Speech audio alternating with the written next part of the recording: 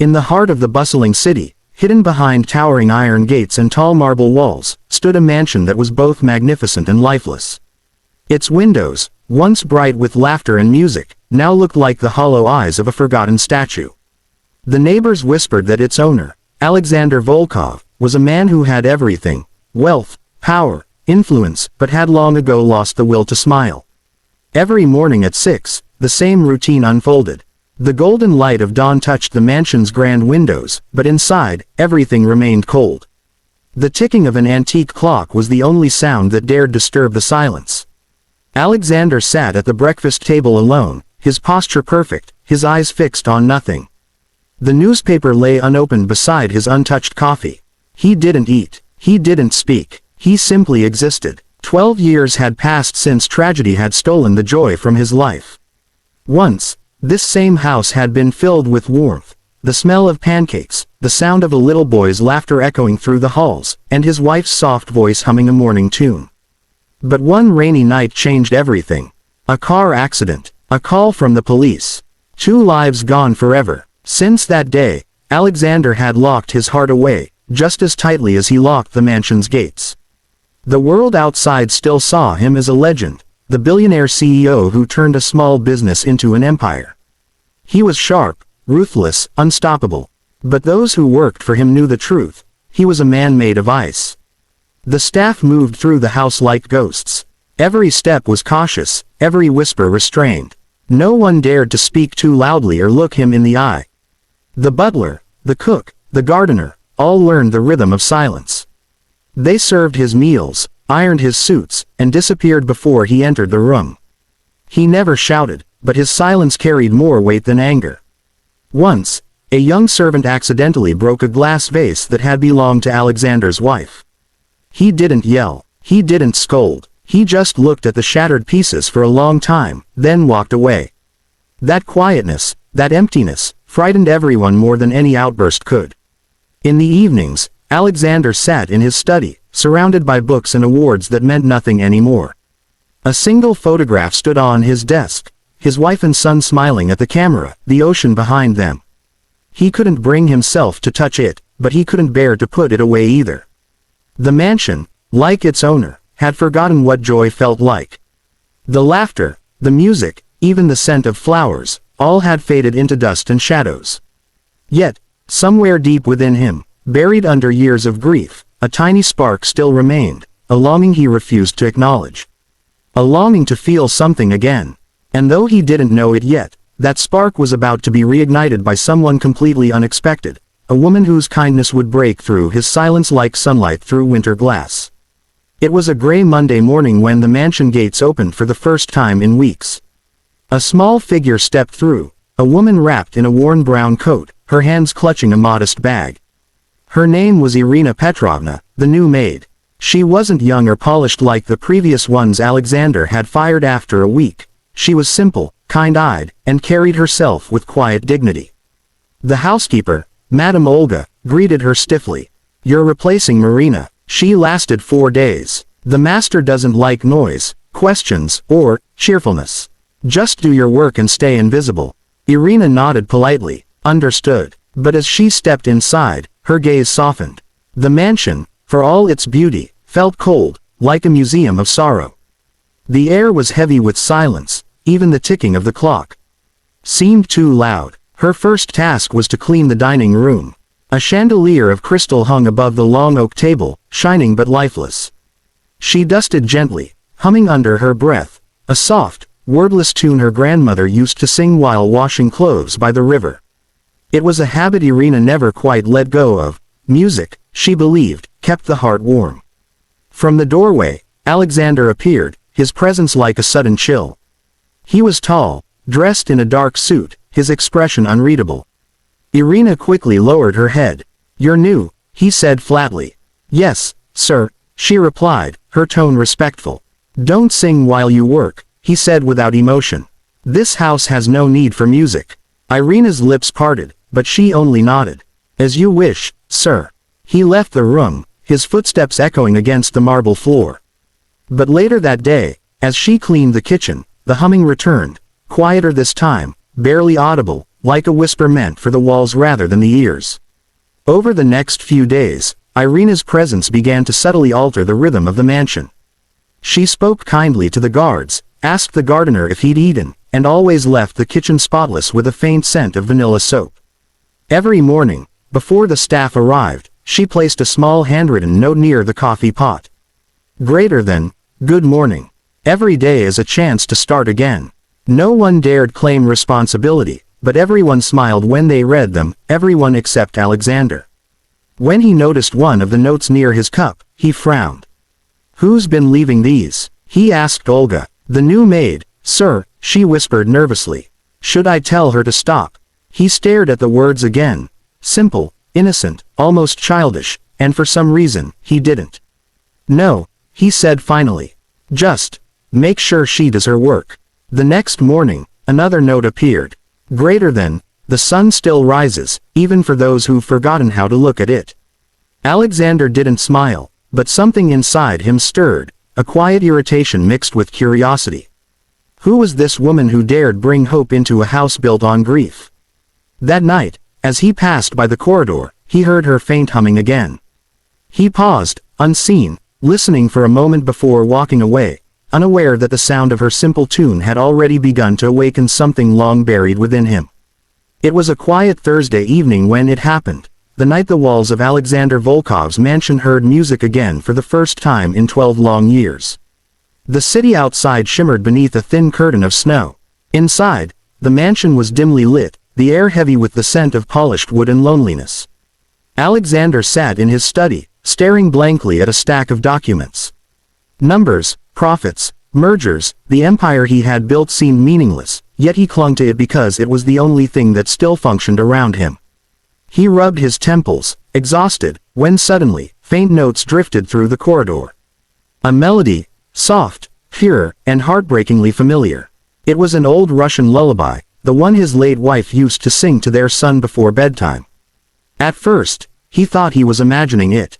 He froze, his pen slipping from his hand. The tune continued, gently echoing from the grand hall below. Slowly, he rose from his chair, drawn by the sound like a man following a ghost.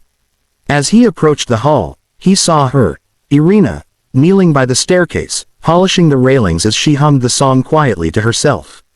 She didn't see him watching. Her voice wasn't perfect, but it carried warmth, honesty, and something the mansion hadn't felt in years, life. For a moment, time folded in on itself. Alexander saw flashes of memory. His little boy giggling in his pajamas, his wife's soft laughter as she sang. That very lullaby, her hand brushing through their son's hair. A sharp pain shot through his chest, and his throat tightened. He stepped forward suddenly, his voice breaking the fragile spell. Where did you learn that song?" Startled, Irina turned quickly, eyes wide. "Oh, I'm sorry, sir. I didn't realize you were here." "The song," he repeated, his tone low, trembling slightly. "Who taught it to you?" Irina straightened, clutching her cleaning cloth nervously. "My grandmother used to sing it," she said softly. "She told me it was a lullaby from the old days, meant to bring peace to restless hearts." Alexander's expression darkened for a moment, but then softened. "Peace," he muttered bitterly. "I haven't known peace in a very long time." Irina hesitated, then spoke gently. "Maybe you just forgot how it sounds." Their eyes met for the first time, truly met. Hers were kind, steady, unafraid of his pain. For a brief second, Alexander felt as if she could see right through the walls he had built around himself. He turned away abruptly. "Finish your work," he said.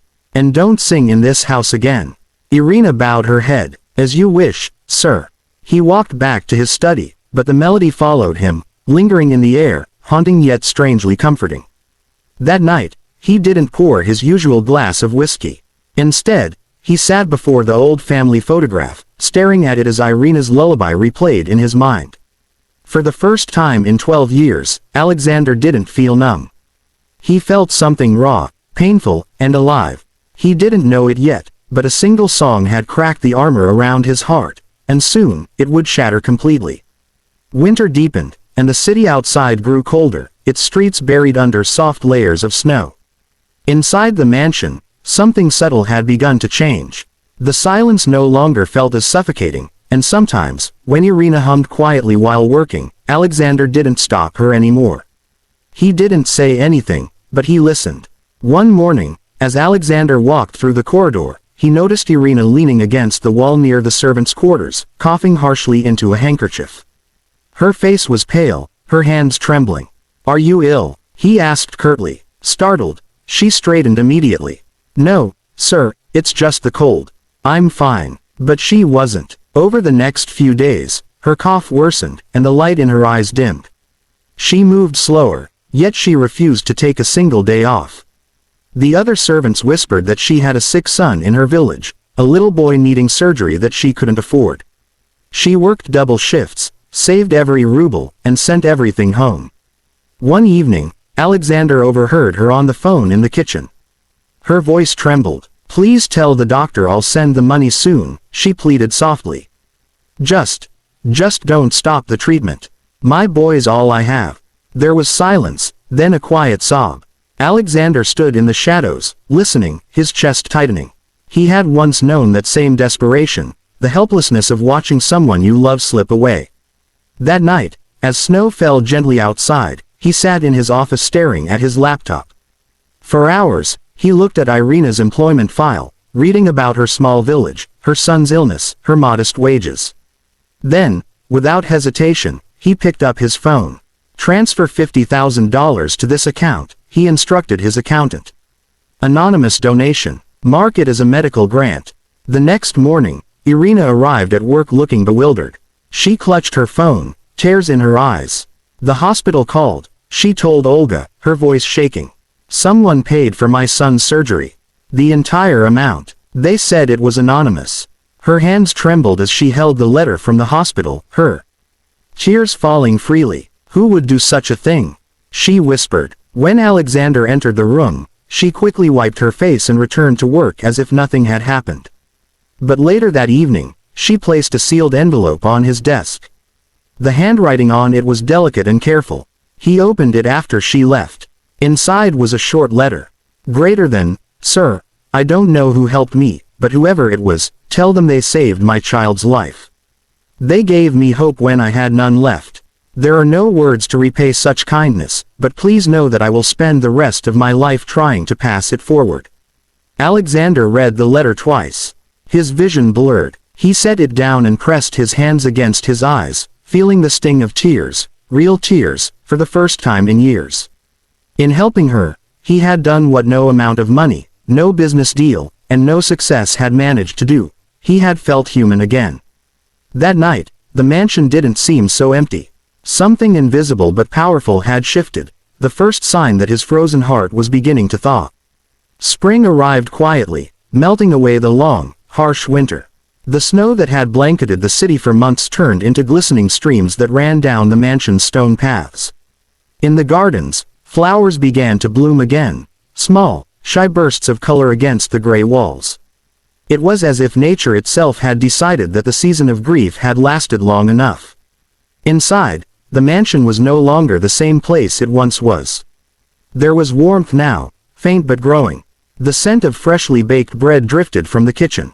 The sound of laughter, gentle and cautious, sometimes echoed from the servants' quarters.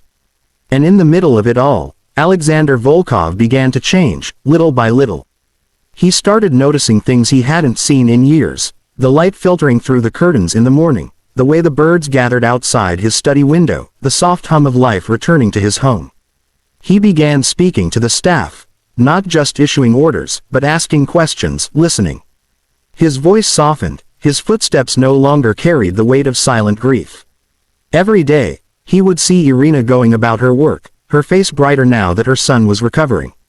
She still left her little notes on the counter, and this time, Alexander didn't pretend not to notice.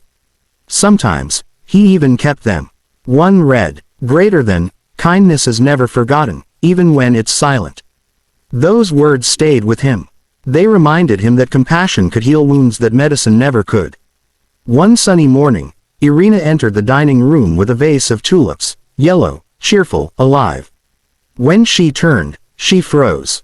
Alexander was already there, standing by the window, looking out at the garden. He wasn't in a suit, for once. He looked lighter. "Good morning, sir," she said softly. He turned toward her, and for the first time in 12 long years, she saw it. A smile. Small, hesitant, but real. It wasn't the forced expression of a businessman at a meeting. It was the quiet, human smile of a man who had finally found peace. Irina's eyes widened in disbelief.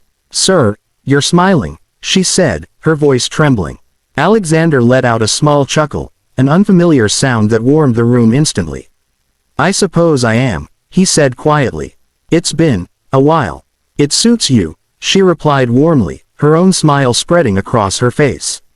He looked down for a moment, almost shyly, then met her eyes again. "Thank you, Irina," he said, "for reminding me what life feels like." There was silence between them, not the heavy, painful silence of before, but a comfortable one, filled with understanding. Later that day, the mansion's doors stood open to let in the fresh spring air. The house that had once felt like a tomb now felt like a home. Laughter returned, light filled the rooms, and even the walls seemed to breathe again. As Alexander walked through the garden, he paused beside the tulips and looked up at the sky. A breeze brushed his face, carrying the faint echo of the lullaby Irina used to hum. He closed his eyes and smiled once more, freely, completely. For 12 years, he had lived as a man buried beneath his own sorrow. But it took one woman's simple kindness, one selfless heart, to teach him that healing doesn't come from forgetting the past, it comes from finding beauty again in the present. And from that day on, the man who hadn't smiled in 12 years smiled every single morning.